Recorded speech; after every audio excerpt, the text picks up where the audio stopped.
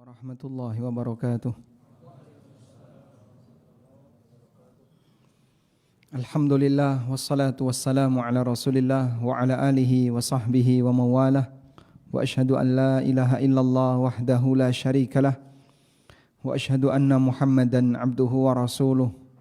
Salawatu rabbi wa salamu alaihi wa ala alihi wa ashabihi wa man sara ala nahjihi wa istanna bi sunnatihi ila yaumil qiyamah. Alhamdulillah, puji syukur kita haturkan kehadirat Allah.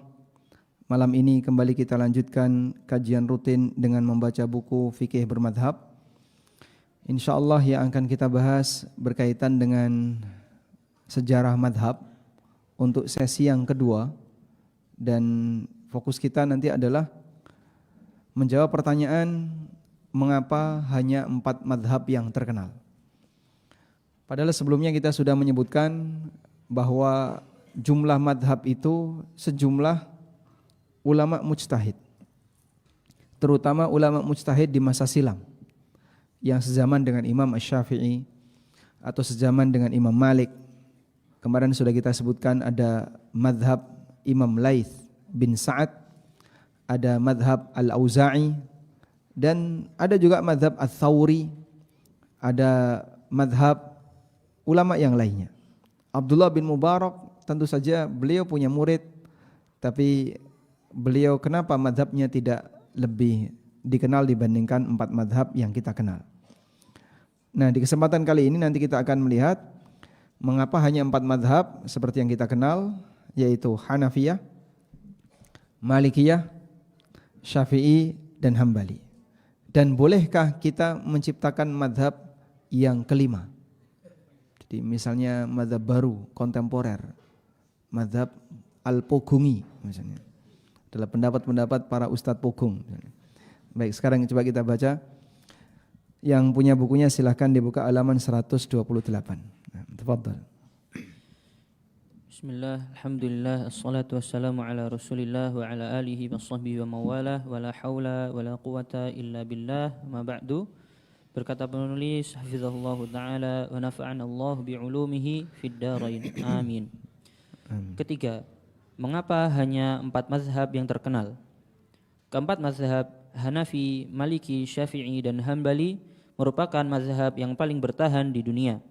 Hampir tidak ada negara muslim yang kosong dari keberadaan salah satu dari mazhab tersebut. Muhammad Abu Zahrah mengomentari posisi 4 mazhab. Wahadhi kama yu'abbirul fuqaha'u mazahibul amsari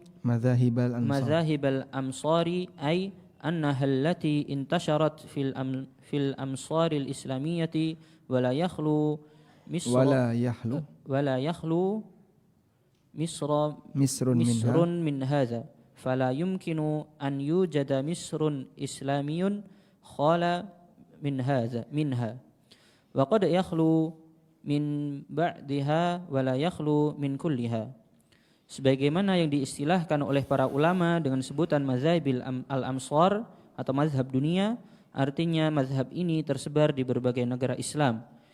Tidak ada satupun negara Islam yang kosong dari mazhab tersebut. Tidak mungkin ada negara yang keempat mazhab itu tidak ada. Bisa jadi ada sebagian mazhab yang tidak ada di negara tertentu, tetapi tidak mungkin tidak ada semuanya. Muqaddimah Abu Zahrah untuk buku Nazrah Takhrijiyah fi Hudutsil Al-Mazahib halaman 22. Nah, keterangan Syekh Muhammad Abu Zahrah rahimahullah berkaitan dengan keberadaan 4 madhab di alam ini. 4 madhab itu hampir ada di semua negara, walaupun cuma salah satu atau 2 atau 3 bahkan keempat-empatnya.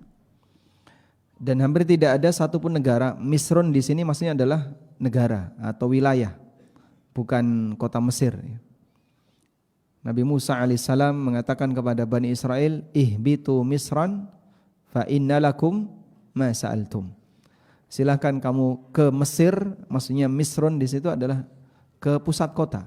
Ihbitu misran, kamu silahkan ke pusat kota, nanti kau akan bisa menjumpai banyak bahan makanan. Beliau menyebutkan wala yakhlu misrun minha fala yumkinu ayyujada misrun islamiyun khalun minha. Tidak ada satupun negara Islam yang tidak menampung salah satu pun dari 4 mazhab tadi. Wa qad yakhlu min ba'diha wa la yakhlu min kulliha. Bisa jadi ada sebagian mazhab yang tidak ada, tapi tidak ada mazhab, tidak ada negara yang tidak ada keempat-empatnya. Misalnya di Indonesia, kira-kira menurut Anda mazhab apa yang enggak ada? Mazhab apa yang enggak ada? Hah? Hanafiyah, mungkin jarang ya. Hanafiyah itu kebanyakan berkembang di India, Pakistan, Bangladesh, Kazakhstan, yang stan-stan ke atas itu rata-rata Hanafiyah. Dan di negara kita, populasi orang berketurunan India yang masih komitmen menjalankan mazhabnya di negara kita mungkin tidak banyak, beda dengan orang Arab. Makanya mungkin ini salah satu di antara faktor kenapa mazhab Hanafi di Indonesia hampir tidak ada, kalaupun ada sangat sedikit sekali. Selanjutnya, Dr. Khalid Ar-Ruwaiti dalam disertasinya tentang mazhab At-Tamazzub menyebutkan beberapa alasan sehingga 4 mazhab lebih tersebar dibandingkan mazhab-mazhab yang lain. Baik, ini referensi yang saya gunakan dalam pembahasan ini. Disertasi yang ditulis oleh Dr. Khalid Ar-Ruwaiti, judulnya At-Tamadzhub. Itu disertasi ya. Beliau menyebutkan beberapa faktor yang membuat mazhab itu lebih tersebar dibandingkan mazhab yang lain. Kita baca yang pertama. Yang pertama, para murid yang lebih menonjol. Manusia paling berjasa dalam penyebaran mazhab ulama adalah para muridnya, karena suatu mazhab bisa tersampaikan ke masyarakat jika diteruskan oleh para muridnya. Hal ini sebagaimana komentar Imam Asy-Syafi'i tentang mazhab Imam Laits bin Sa'ad. Al-Laitsu afqahu min Malikin illa anna ashabahu lam yaqumu bihi. Al-Laits lebih berilmu dibandingkan Malik, hanya saja para muridnya tidak melestarikan pendapatnya. Tarikh Islam. Baik, Masya Allah. Al-Laits bin Sa'ad sezaman dengan Imam Malik, dan dikatakan oleh Imam Syafi'i Laits lebih faqih daripada Imam Malik. Dari sisi kemampuan istinbat dan kemampuan dalam menyimpulkan dalil, Laits dikatakan oleh Imam Syafi'i lebih faqih. Walaupun dari sisi banyaknya jumlah hadis, Imam Malik lebih banyak. Maka pernyataan di sini Al-Laits afqahu min Malik. Laits lebih faqih daripada Imam Malik. Illa anna ashabahu lam yaqumu bihi. Hanya saja muridnya tidak melestarikan pendapatnya. Sehingga walaupun beliau lebih faqih, tapi mengingat muridnya tidak melestarikan pendapatnya, sehingga generasi setelahnya tidak bisa mendapatkan kesimpulan dari pendapatnya Al-Laits bin Sa'ad. Kita kalau mau nyari fikih Laits bin Sa'ad, itu kira-kira di mana? Kira-kira di mana? Saya mau ngumpulin nih pendapat-pendapatnya Laits bin Sa'ad. Ulama yang dikatakan oleh Imam Syafi'i lebih faqih daripada Imam Malik. Mungkin kesulitan ya. Mungkin kita akan kesulitan. Ya, karena tidak ada karya tulis yang merangkum itu sebelumnya. Sehingga kalaupun ada terpisah-pisah di banyak tempat, itu pun mungkin pernyataan-pernyataan ringan. Ini adalah pendapat Laits. Ya, ngumpulin itu sama dengan Anda nyari emas di Kali Code.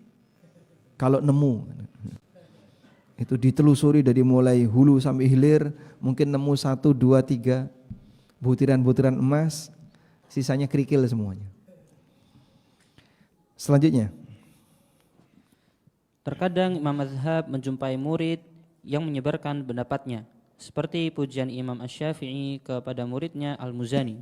Al-Muzaniyu nasiru mazhabi. Al-Muzani adalah pembela mazhabku. Tabaqat Asy-Syafi'iyah. Nah, sehingga di zaman imam mazhabnya masih hidup, ada sebagian murid yang menonjol dan dikenal banyak mengajarkan pendapat-pendapat gurunya, dan itu disebut sebagai pembela mazhabnya. Seperti Al-Muzani, muridnya Imam Syafi'i, Imam Syafi'i memuji Al-Muzani, Al-Muzani nasiru madhabi. Al-Muzani adalah pembela madhabku. Karena banyak menyebarkan madhabnya Imam Asy-Syafi'i. Di mana pertemuan Al-Muzani dengan Imam Syafi'i? Di Baghdad atau di Mesir? Di Mesir. Sehingga Al-Muzani muridnya Imam Syafi'i, setelah Imam Syafi'i pindah ke Mesir. Karena itu keterangan Al-Muzani dalam masalah fikih, ketika itu disampaikan mewakili Imam Syafi'i, maka fikihnya Al-Muzani adalah representasi dari qaul jadid, representasi dari pendapat yang baru yang disampaikan oleh Imam Asy-Syafi'i. Selanjutnya, upaya para murid imam mazhab dalam menyebarkan pendapat imamnya adalah dengan dua hal. Pertama, tadwin, mengkodifikasi keterangan dan fatwa imam mazhab.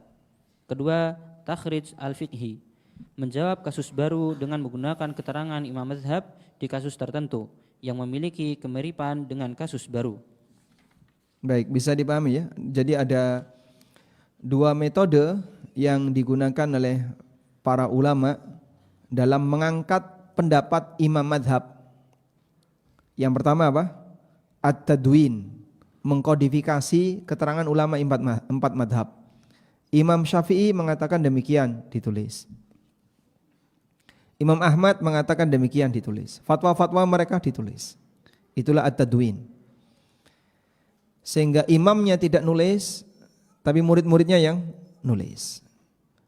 Dan ulama kibar ketika mereka diakui dunia, ucapannya sampai bisa disampaikan sekelas dalil, walaupun mereka tidak menganggap itu sebagai dalil. Sehingga tingkat yakinnya mereka ketika menerima itu sebagaimana keyakinan mereka ketika menerima dalil. Baik, yang saya maksud sekelas dalil adalah menimbulkan rasa yakin yang lebih kuat. Sederhananya kayak gini. Ada kasus A. Ya. Dalam kasus A ini ada 5 orang memberikan jawaban.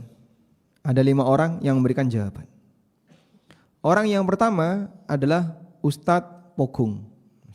Orang pertama. Orang yang kedua Syekh dari Madinah. Orang yang ketiga ulama yang wafat tahun 900-an Hijriah. Orang keempat ulama yang wafat tahun 200-an Hijriah. Ulama yang kelima Imam Syafi'i. Sudah? Dalam satu kasus ada 5 orang memberikan jawaban. Dan jawabannya beda-beda. Paham di sini? Baik. Jika Anda membaca 5 jawaban tadi, menurut Anda siapa dari 5 ulama ini yang menurut Anda paling meyakinkan? Nah, Anda langsung milih Imam Syafi'i. Semuanya enggak ada dalil. Baik dari Imam Syafi'i sampai Ustadz Pogung tadi, semua hanya menyatakan secara keterangan, tapi tidak ada dalil. Namun, Anda akan lebih memilih Imam Syafi'i. Karena beliau lebih diakui. Sehingga Anda lebih yakin, ini yang saya yakini. Walaupun belum tentu jaminan benar. Tapi kenapa Anda tinggalkan yang lain? Sebab yang lain tidak lebih tinggi secara kualitas ilmu dibandingkan Imam Asy-Syafi'i. Paham maksudnya? Nah, itu yang saya maksud. Jadi keterangan yang lebih meyakinkan itu semisal dengan dalil. Sehingga ada orang yang mendapatkan penjelasan dari Ustadz A, dari Ustadz B, dari Ustadz C. Tapi dia lebih yakin dengan salah satu Ustadz di antara 3 itu. Saya lebih yakin dengan Ustadz C. Walaupun semuanya tidak ada dalil. Ketika orang mendapatkan sebuah fatwa dan itu lebih yakin bagi dia, bahkan apapun yang dikatakan oleh orang ini dianggap sebagai hal yang valid dan pasti benar, itu menjadikan pernyataan tokoh semisal dengan dalil. Dan seperti ini sudah pernah kita sampaikan sebelumnya ya. Dalam kaidah dalam mengikuti ulama, di situ kita tegaskan tidak boleh mengikuti semua yang dinyatakan oleh tokoh dan tidak boleh membenarkan semuanya agar tidak menyamakan mereka sebagaimana layaknya Nabi. Baik, selanjutnya. Kedua, adopsi negara terhadap mazhab tertentu. Sebagian negara Islam mengadopsi mazhab tertentu dan menjadikannya sebagai mazhab resmi penduduknya. Ibnu Hazm menceritakan kondisi penyebaran mazhab Hanafiyah dan Malikiyah di Andalus. Mazhabani intasyara fi bada'i amrihima biryasati wa sultani. Mazhabu Abi Hanifata wa mazhabu Malik ibn Anasin indana. Ada dua mazhab yang pada awal mulanya tersebar di tempat kami melalui kekuasaan dan sultan. Mazhab Abu Hanifah dan mazhab Malik bin Anas. Jazwatul Muqtabis. Baik. Jadi tersebar karena diadopsi oleh negara. Dan ini salah satu di antara pengakuan yang disampaikan oleh Ibnu Hazm bahwa di Andalusia, yang beliau tinggal di Andalus ya, ada dua mazhab yang dilindungi oleh negara. Yang pertama adalah mazhab Hanafiyah dan mazhab Malikiyah. Sehingga dua mazhab ini ketika itu di Andalus tersebar lebih luas dibandingkan mazhab yang lain. Selanjutnya. Ada dua peran pemimpin negara yang menyumbangkan penyebaran mazhab di masyarakat. Pertama, diangkatnya qadhi atau hakim yang menganut mazhab tertentu. Misalnya kebijakan pemimpin Daulah Abbasiyah yang mengangkat Al-Qadhi Abu Yusuf sebagai hakim tertinggi di negara tersebut. Contoh lain, Yahya bin Yahya Al-Laitsi, murid Imam Malik yang menjadi orang kepercayaan pemimpin Andalus. Kedua, dibentuknya lembaga fatwa yang beranggotakan ulama dengan mazhab tertentu. Ad-Dahlawi menjelaskan kenyataan ini di lapangan. Ayyu madhhabin kana ashabuhu masyhurina wa sadda ilaihimul qada'u wal ifta'u washtahara tasanifuhum fin nasi wa darasu darsan zahiran intasyara fil aqtaril ardi. Mazhab apapun yang ulamanya terkenal dan menjadi rujukan qadha dan fatwa, karya-karyanya tersebar di masyarakat dan mereka mempelajarinya secara terbuka. Dengan demikian mazhabnya akan tersebar di penjuru bumi. Hujjatul Al-Balighah halaman 321. Baik. Jadi salah satu di antara faktor kenapa mazhab itu tersebar adalah Allah atau negara mengangkat qadhi atau hakim dengan memiliki mazhab tertentu lalu tersebar di masyarakat. Atau yang kedua adalah karya-karya tulis mazhab itu dilindungi oleh negara dan disebarkan oleh negara. Nah, Imam Malik rahimahullah itu pernah ditawarkan oleh khalifah, salah satu khalifah Daulah Abbasiyah, yaitu siapa? Abu Ja'far As-Saffah. Dia menawarkan kepada Imam Malik untuk menyebarkan Al-Muwatta ke seluruh penjuru daerah Abbasiyah agar dijadikan sebagai rujukan resmi dan undang-undang negara. Tapi Imam Malik tidak bersedia dan beliau menyampaikan bahwa di masing-masing daerah itu sudah banyak mazhab yang tersebar sehingga tidak sepatutnya kita memaksa mereka untuk mengikuti mazhab kita. Selanjutnya, yang ketiga. Ketiga, lembaga pendidikan atau al-madrasah yang mengkaji mazhab tertentu. Jadi ini faktor ketiga kenapa mazhab tertentu lebih tersebar. Selanjutnya. Peran madrasah sangat besar dalam menyebarkan dakwah mazhab tertentu. Hingga kadang ada madrasah yang diberi nama dengan tokoh mazhab tertentu. Misalnya madrasah Syafi'iyah, madrasah Malikiyah dan sebagainya. Al-Wazir Ibnu Hubairah menjelaskan, amma ta'yinul madarisa bi asma'i fuqaha'i muayyanina fa innahu la ara bihi ba'san. Penyebutan madrasah dengan nama ulama tertentu menurut saya bukan masalah. Al-Musawadah halaman 483. Terkadang ada sebagian khalifah yang berperan membangun madrasah tertentu, seperti yang dilakukan Salahuddin Al-Ayyubi. Beliau membangun dua madrasah di Mesir, madrasah untuk Malikiyah dan madrasah untuk Syafi'iyah. Masya Allah, ini jelas sekali ya.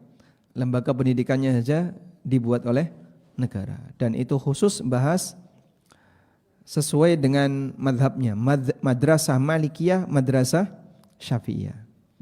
Nah kalau sudah negara yang menangani, ya penyebarannya akan lebih luas. Di Indonesia kan tidak ada ya. Ada di Indonesia madrasah mazhab tertentu gitu. Ada pondok apa namanya Yang khusus mazhab Imam Syafi'i? Yang di Jogja. Darussalam. Nah, Ma'had Darussalam ya. Ma'had Darussalam itu khusus mengkaji fikih Imam Syafi'i. Cuman karena tidak didaftarkan ke negara ya. Penyebarannya tidak lebih luas dibandingkan di zaman Salahuddin Al-Ayyubi. Selanjutnya. Keempat, wakaf untuk pengembangan madrasah tertentu. Terkadang ada donatur yang menyumbangkan dananya untuk penyebaran fikih mazhab tertentu, seperti yang diceritakan Ibnu Rajab bahwa terkadang ada ulama yang mengajarkan mazhab A, padahal aslinya dia bermazhab B. Alasannya dia ingin mengambil upah yang dikhususkan untuk pengajar mazhab A. Ar-Rad ala man ittaba'a ghaira al-mazahib al-arba'ah. Masya Allah. Nah, sampai ada yang demikian ya. Siapa yang mau mengajarkan mazhab Syafi'iyah dapat upah sekian. Itu sampai yang mazhabnya Maliki ikut ngajar mazhab Syafi'iyah. Biar dapat upah. Karena kalau enggak, nanti dia enggak dapat upah. Dan itu wakaf yang diberikan oleh seseorang untuk penyebaran mazhab tertentu. Baik. Yang terakhir sekarang. Menurut Anda, di Indonesia itu mazhabnya apa? Hah? Apa mazhabnya Indonesia? Apa mazhab negara Indonesia? Mazhab negara. Apa mazhab negara Indonesia? Dari 4 mazhab ini? Tidak ada. Negara Indonesia tidak mengadopsi mazhab apapun. Nah, dan ini memberikan kelonggaran dan ruang bagi seluruh penduduknya. Kalau mau belajar agama Islam dengan pendekatan mazhab apapun, silahkan. Mau belajar pakai mazhab Syafi'i, Maliki, Hanafi, negara tidak menyebut itu sebagai tindakan kriminal. Di sebagian negara bagian Malaysia, mazhab Syafi'iyah ditetapkan sebagai mazhab negara. Sehingga siapapun yang berada di daerah situ, pengamalan agamanya harus mengikuti mazhab Syafi'iyah. Kalau tidak, dia dipaksa. Jika tidak berkenan, ya dia disuruh keluar atau masuk kategori ini melanggar aturan. Nah, di negara kita tidak ada pemaksaan demikian. Bahkan sampai pun KHI, kompilasi hukum Islam, itu statusnya bukan undang-undang. Fatwa MUI itu bukan undang-undang. KHI, fatwa MUI itu semuanya hanya fatwa. Hanya saja lembaganya dilindungi oleh negara. Artinya mereka ketika menerbitkan fatwa, fatwa yang keluar itu tidak dianggap menyalahi aturan negara, walaupun tidak dijamin oleh negara. Cuman lembaganya yang lembaga resmi dijaga atau dijamin oleh negara. Baik. KHI itu tingkatnya tingkat fatwa. Makanya masyarakat kita kalau misalnya saya tidak menggunakan KHI, boleh atau tidak? Sah-sah saja. Anda misalnya mengambil pendapat saya tidak sejalan dengan KHI, negara tidak menganggap itu sebagai tindakan menyalahi hukum. Karena KHI bukan undang-undang. Dan walhamdulillah hampir semua fikih di negara kita diberikan kelonggaran. Maka ini memberi ruang bagi siapapun untuk belajar. Nah, selanjutnya, ketika banyak sekali mahasiswa yang pulang ke Indonesia, mereka pulang dengan membawa pemahaman mazhab yang sudah mereka pelajari. Selanjutnya, saat mereka mengajar, mereka menyampaikan sesuai dengan pemahaman mazhabnya. Lalu kira-kira yang dominan yang mana? Tergantung siapa yang dominan mengajar. Warna itulah yang lebih kelihatan. Sehingga kalau saat ini misalnya orang menganggap bahwa mazhab yang ada di Indonesia itu dominan Syafi'iyah, mungkin itu perlu diteliti ulang. Betul enggak dominan Syafi'iyah? Kok bisa Pak Anda meragukan dominasi Syafi'iyah di sini? Karena yang lebih banyak mengajarkan masalah agama yang pulang dari Madinah. Dari Madinah, dari Riyadh, dari Mekah, dari Mesir sebagian kecil. Tidak lebih banyak yang dari Madinah dari Libya, dari Mekah, Riyadh dan seterusnya. Sementara mereka ini karena pulang dari Saudi, dan Saudi madhabnya dominan Hambali, Maka dominan yang serius belajar fikih di Indonesia, yang serius ya, dominannya Hambali, yang serius. Ya mungkin kalau yang kajian-kajian umum yang tidak begitu serius, memang yang membawa katanya bermadhab Syafi'i. Tapi kalau yang serius, lebih dominan mereka bermadhab Hambali. Wal qaul ummah qaulu malaihim. Dan pendapat masyarakat itu pendapat tokohnya. Sehingga tokohnya madhabnya apa, itulah yang sebenarnya jadi madhab yang ada di masyarakat. Maka kemungkinan besar di Indonesia ini Hambali akan menggeser Syafi'i. Kemungkinan ya. Karena dominan pengajar-pengajar yang mereka menyampaikan pelajaran tentang masalah fikih itu banyak menyampaikan madhab Hambali. Namun apapun itu di negara kita semuanya diakui. Dan walhamdulillah berkaitan dengan dunia pembelajaran di Indonesia sangat terbuka. Siapapun punya peluang yang sama untuk mencerdaskan dirinya dan orang lain sesuai dengan apa yang dia pelajari. Dia punya pilihan. Kamu mau serius belajar agama atau tidak? Bagi yang mereka serius belajar agama, nanti dia akan bisa mengenali sebenarnya saya sedang berada di mazhab mana. Untuk masyarakat umum, masyarakat awam, kita boleh sebut mereka tidak mengikuti mazhab apapun. Karena mereka enggak ngerti. Sederhana saja, misalnya di masjid ini kita tanya, mazhab Bapak apa? Coba yang ngaku Syafi'iyah angkat tangan. Yang bermadzhab Syafi'iyah angkat tangan di masjid ini. Syafi'iyah? Takut ditanya ya. Ada yang ngaku misalnya saya Syafi'iyah. Baik. Konsekuen dengan Syafi'iyah? Siap. Ditanya misalnya.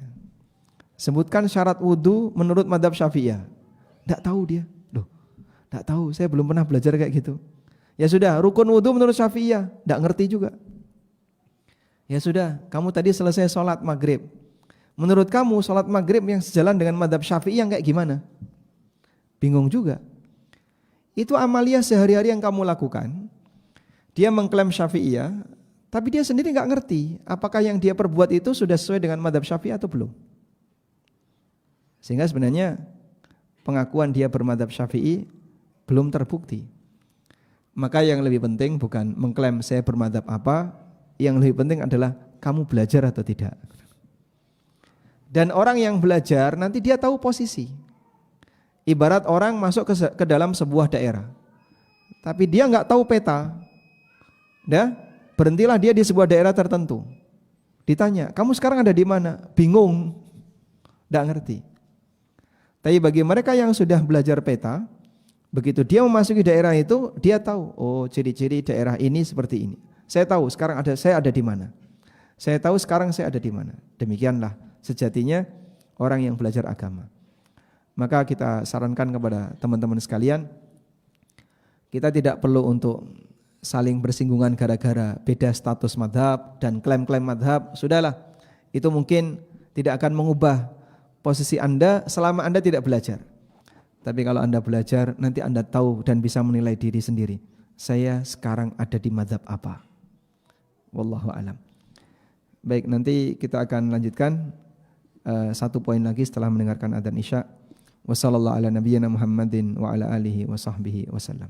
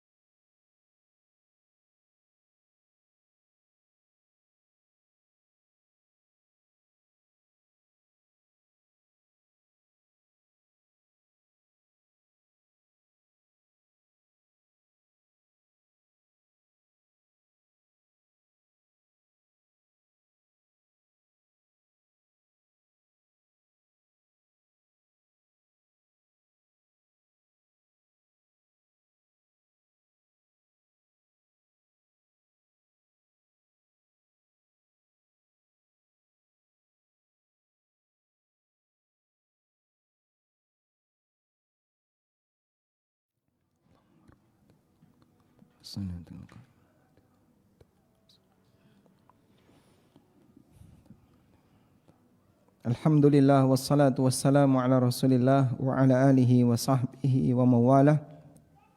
Wa asyhadu an la ilaha illallah wahdahu la syarikalah wa asyhadu anna Muhammadan abduhu wa rasuluh.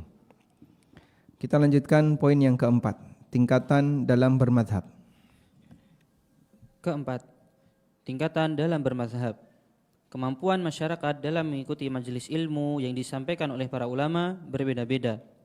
Ada murid yang mampu menyerap ilmu dari gurunya secara maksimal sehingga dia mampu memahami cara berijtihad yang dilakukan oleh guru. Sebaliknya, ada di antara muridnya yang hanya bisa memahami hasil akhir dari fatwa sang guru, sementara dia tidak paham cara ijtihad sang guru. Kondisi ini memengaruhi cara seseorang dalam mengikuti mazhab gurunya. Pada masa silam, sewaktu berbagai madrasah fikih mulai berkembang, cara bermazhab masyarakat dikembalikan kepada dua madrasah besar yang berkembang ketika itu. Hal tersebut menjadi ciri khas penganut masing-masing mazhab. Seperti penyebutan Imam Rabi'ah Ar-Ra'yi, secara umum ada materi yang diikuti dari seorang ulama. Baik, jadi paragraf yang kedua ini menjelaskan bahwa ada yang mereka belajar metode dan ketika dia berhasil belajar metode sampai orang itu dikenal dengan metodenya. Rabi'atul Ra'yi, Imam Rabi'ah gurunya Imam Malik. Beliau banyak belajar metode qiyas. Dan qiyas itu berarti mengandalkan ar-ra'yu. Maka Imam Rabi'ah sampai dikenal Rabi'atul Ra'yi, saking terbiasanya dengan metode itu. Nah, paragraf yang kedua menjelaskan demikian. Sehingga ada individu yang dia ketika belajar madhab itu belajar metodologinya, dan ada yang hanya belajar fatwanya saja. Sekarang coba kita lihat, ada dua materi yang diikuti oleh seorang ulama. Pertama, usul al-istidlal al-fiqhi. Bagian ini berisi metodologi ulama dalam menyimpulkan dalil fikih, cara mereka berijtihad serta landasan atau usul yang mereka gunakan dalam memahami teks, ayat maupun hadis. Yang kedua, masail al-furu' al-fiqhiyah. Bagian ini berisi fatwa-fatwa untuk masalah tertentu atau keterangan dalam kasus tertentu. Seperti hukum untuk masalah pembatal wudu, hukum masalah halal haram makanan, hukum seputar syarat sah pernikahan, dan sebagainya. Berkaitan dengan ini, cara manusia dalam bermazhab terdiri atas 3 tingkatan. Pertama, bermazhab dengan mengikuti semuanya, baik metodologi berdalil atau usul al-istidlal al-fiqhi maupun bagian kasus tertentu atau masail al-furu' al-fiqhiyah.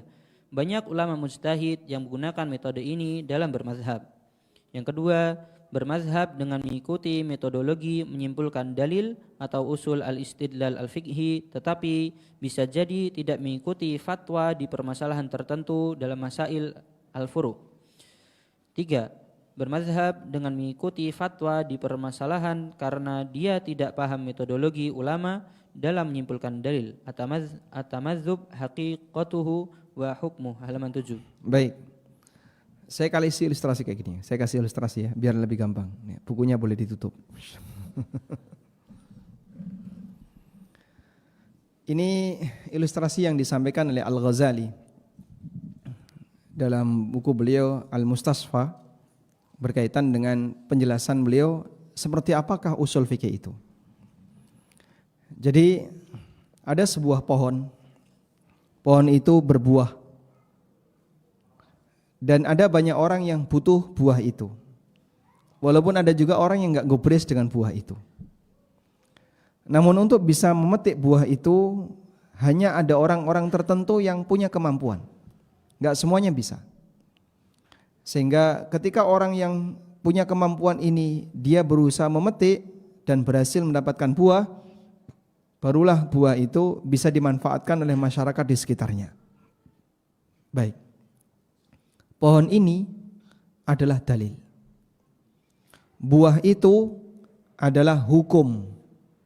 Ada dalil, ada hukum. Sama atau beda? Beda. Allah berfirman, "Aqimus shalah." tegakkanlah salat. Ketika Allah berfirman aqimus shalah, tegakkanlah salat, kalimat dalilnya apa? Aqimus shalah. Hukum apa yang bisa Anda dapatkan dari kalimat itu? Perintah. Di sini ada perintah salat, berarti salat adalah wajib. Maka Anda mendapatkan buah dari dalil ini adalah wajibnya salat. Sudah? Nah, orang yang bisa memetik pohon tadi disebut ulama mujtahid. Metodologi dia dalam memetik buah tadi adalah metode ijtihad. Masyarakat yang berada di sekitarnya ini adalah masyarakat awam dan para tullabul ilmi, para pembelajar yang mau belajar dari ulama ini. Dan tadi kita sampaikan ada juga orang yang enggak butuh buah itu sehingga dia enggak gubris. Ngapain nungguin buah ini? Dia pergi. Ini orang keempat yang dia sama sekali tidak mau belajar. Dan ilustrasi ini seperti yang pernah disampaikan oleh sahabat Abu Darda radhiyallahu anhu. Beliau pernah mengatakan, kun aliman, au muta'alliman, au mustami'an, wala takun rabi'an fatahlak. Jadilah orang yang berilmu, atau pembelajar yang sedang serius belajar ilmu, atau pendengar setia, mau dengerin ilmu walaupun dia bukan pembelajar. Bedanya apa Pak antara yang kedua dengan yang ketiga? Kalau yang kedua dia serius, seperti para mahasiswa yang mereka ketika belajar serius, mencatat, menghafal, nanti diuji, dia siap untuk diuji. Kalau yang ketiga dia datang bermodal telinga, ya, seperti kita yang ada di sini, sehingga ada ilmu yang bertahan, walhamdulillah, hilang juga enggak kehilangan. Itu orang ketiga. Wala takun rabi'an, jangan kamu jadi orang keempat yang tidak punya selera untuk belajar sama sekali. Enggak punya selera untuk belajar sama sekali. Fatahlak, nanti kamu akan tersesat. Nah, karena dia enggak punya panduan, gimana dia bisa lurus jalannya sementara dia tidak punya selera untuk belajar. Yang ketiga ini mungkin masih selamat, ketika dia punya masalah masih pengen tanya sama ustadz. Tapi yang keempat ini enggak gubris. Bodoh amat, peduli amat, milih demo daripada duduk di masjid untuk belajar. Baik. Tayyib. Nah, coba Anda lihat dua posisi 2 dan 3. Orang kedua dan ketiga. Pembelajar dan orang yang pendengar setia. Orang kedua dan ketiga ini bukan ulama. Dia mengambil hasil dari ulama. Cuman bedanya orang yang kedua belajar metodologi. Sehingga saat ulama ini memetik buah tadi dipelajari. Oh, gitu cara beliau memetik buah. Nanti tak tiru. Akhirnya dia tiru caranya. Lama-lama ketika dia sudah bisa menguasai metode itu, hingga ulama ini bisa memetik buah sendiri tanpa bergantung kepada gurunya. Sementara orang awam ini, orang yang ketiga yang mustami'an tadi, yang dia pendengar setia, menikmati, punya kecenderungan untuk belajar tapi sifatnya hanya sebatas kegiatan ringan, bukan dijadikan sebagai tugas wajib yang harus dia kuatkan. Dia tidak mempelajari metode, tapi yang dia pelajari adalah hasil buahnya. Alhamdulillah buahnya sudah ada, tak nikmati, sudah selesai. Maka orang ketiga ini tidak mempelajari metode, selamanya dia tidak bisa beristimbat. Beristihad dia enggak bisa. Bisanya hanya menikmati hasil. Dan ini yang paling dominan. Sebab orang ketika disuruh mikir itu berat. Sehingga karena keberatan tidak mau mikir. Sudahlah Pak Ustadz, penjelasannya enggak usah panjang-panjang. Boleh atau tidak Ustadz? Tidak boleh. Kok bisa enggak boleh Pak Ustadz? Loh, katanya enggak boleh panjang-panjang. Ustadz harus mempertanggungjawabkan kenapa hukumnya enggak boleh. Nah, pengennya kamu jawab apa? Boleh kalau bisa. Minta fatwa kok disetting. Dia bertanya dan dia mungkin ketika dijelaskan panjang lebar dalilnya seperti ini, kemudian para ulama mengambil kesimpulan dari dalil ini kayak gini, wah pusing saya Pak. Udahlah, menurut Bapak boleh atau tidak? Tidak boleh. Kok bisa enggak boleh? Alasannya gimana? Dijelaskan panjang lagi, oh pusing saya. Subhanallah. Banyak orang yang WA ke saya misalnya, Ustaz tolong jelaskan tentang masalah ini boleh atau tidak. Ustaz jawab saja B atau S. Ini pilihan ganda. Boleh atau tidak boleh? Banyak seperti itu, karena dia ketika dijelaskan panjang kadang juga nggak baca. Web konsultasisyariat.com.